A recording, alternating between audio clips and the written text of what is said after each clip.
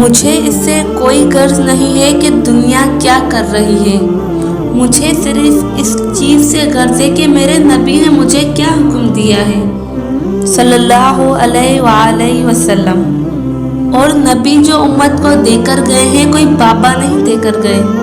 حجۃ الوداع کے موقع پر کیا فرمایا؟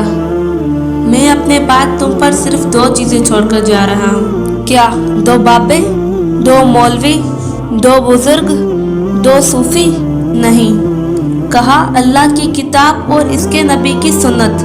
اس کو پکڑو گے تو ہدایت میں رہو گے اور اگر اسے چھوڑ دو گے تو گمراہ ہو جاؤ گے۔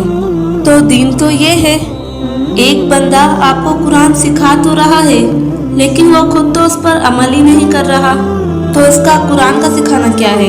میں آپ کو کلمہ پڑھا کر مسلمان کر لوں؟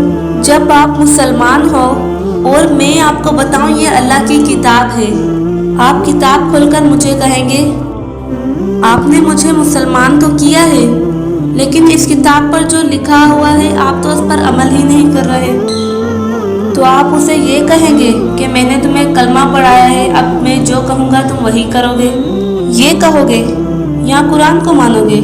کلمہ پڑھانا تو اپنی جگہ ہے، بخاری مسلم میں حدیث ہے اللہ تعالیٰ فاسق سے، بدکار شخص سے بھی دین کا کام لے سکتا ہے۔